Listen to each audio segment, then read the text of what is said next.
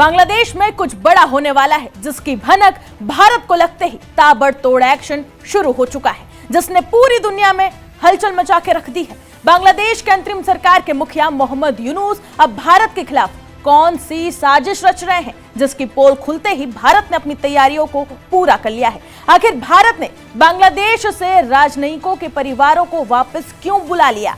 भारत के इस एक्शन ने यूनुस को कैसे एक्सपोज करके रख दिया है और बांग्लादेश में भारत के इस एक्शन ने कैसे सनसनी मचा दी है, जानेंगे सब कुछ डिटेल में। मगर यहाँ सबसे पहले ध्यान देने वाली बात यह है कि बांग्लादेश में चुनाव होने में बस कुछ ही दिनों का वक्त बचा है, जिस चुनाव को टालने के लिए यूनुस ने बांग्लादेश को आग में झोंका, हर पैतरे अपनाए, कट्टरपंथियों की फौज को भारत के खिलाफ खड़ा कर दिया ताकि वो बांग्लादेश की कुर्सी में बैठे हुए चीन पाकिस्तान से अपने रिश्तों को मजबूत बनाए रखे और ये चुनाव ना हो।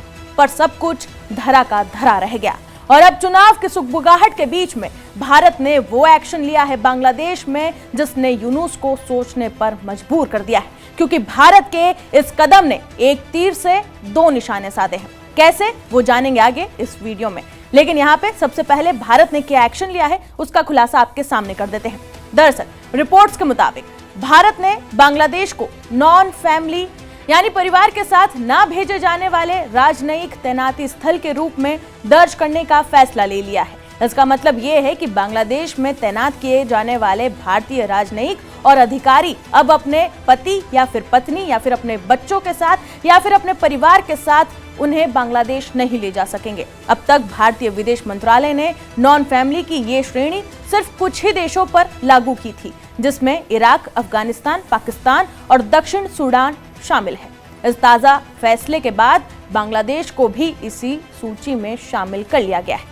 जानकारी के मुताबिक ये फैसला 1 जनवरी से लागू हो गया है। बांग्लादेश में तैनात भारतीय अधिकारियों को सूचित किया गया कि उनके पति या फिर पत्नी और बच्चों को 8 जनवरी तक भारत लौटना होगा। जिन अधिकारियों के बच्चे स्कूल में पढ़ते हैं उन्हें इसके लिए अतिरिक्त 7 दिन का समय भी दिया गया था, जिसके परिणाम स्वरूप पिछले गुरुवार यानी कि 15 जनवरी तक ढाका, चटगांव, खुलना, सिलहट और राजशाही में स्थित भारतीय मिशनों में तैनात अधिकारियों के परिवारों को बेहद कम समय के नोटिस पर भारत लौटना पड़ा है। हालांकि बता दें कि भारत के विदेश मंत्रालय ने अभी तक इस फैसले को लेकर कोई भी सार्वजनिक घोषणा नहीं की है। अब आप समझिए कि भारत के इस फैसले से बांग्लादेश में कैसे भूचाल ला दिया है और कैसे एक तीर से कई निशाने भेद कर दिए गए हैं। पहला, यूनुस की साजिश को पूरी तरीके से फ्लॉप कर दिया गया है, क्योंकि चुनाव से पहले कट्टरपंथी वामपंथी ब्रिगेड पूरी तरीके से बांग्लादेश में एक्टिव है। बांग्लादेश में चुनाव ना हो और चुनाव में अड़चन आए, इसके लिए यूनुस हिंदुओं और भारतीय राजनीतिकों को टारगेट करवा सकता था। ऐसे में भारत ने पहले ही खतरे की आहट को परख लिया और यूनुस की साजिश को पूरी तरह से धराशायी करने के लिए ये फैसला लिया। दूसरा, एक्सपर्ट्स का यह मानना है कि भारत का ये कदम बांग्लादेश में फरवरी में होने वाले आम चुनावों से पहले सुरक्षा की स्थिति और खराब होने की आशंकाओं के कारण उठाया गया है, क्योंकि इससे उच्चायोग कर्मचारियों के परिवारों को खतरा हो सकता है। भारत के पास जरूर कुछ खुफिया जानकारी रही होगी, जिससे ये संकेत मिलता हो कि भारतीय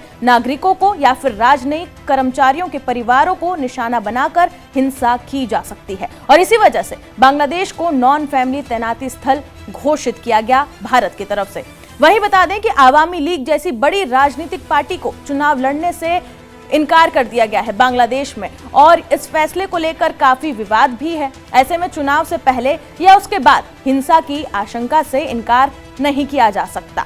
जब बांग्लादेश में चुनावों के बाद कोई राजनीतिक सरकार सत्ता में आएगी और हालात स्थिर होंगे तो इस नीति की समीक्षा की जा सकती है और अधिकारियों को फिर से परिवार के साथ बांग्लादेश में रहने की अनुमति मिल सकती है। गौर करने वाली बात यह भी है कि दिल्ली और ढाका के बीच एक दूसरे के राजनयिकों की सुरक्षा को लेकर तनाव पिछले कुछ समय से काफी ज्यादा सुलग रहा है। ये मुद्दा दोनों देशों की ओर से एक दूसरे के उच्चायुक्त को तलब किए जाने तक भी पहुंच चुका है।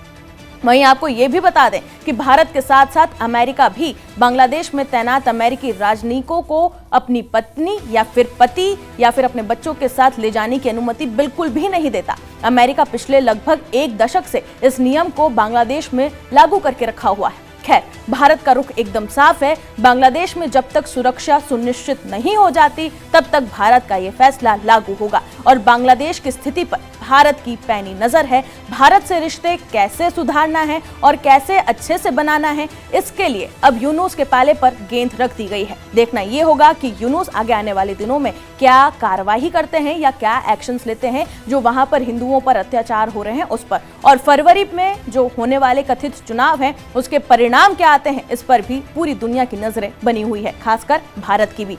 यहाँ पर जो नई सरकार आती है वो किस तरीके से भारत से भविष्य के रिश्ते बनाएगी, इस पर भी सभी की निगाहें हैं। फिलहाल इस रिपोर्ट पर आपकी क्या राय है, हमें कमेंट सेक्शन में जरूर बताएं और बाकी तमाम खबरों के लिए जुड़े रहे जी न्यूज के साथ।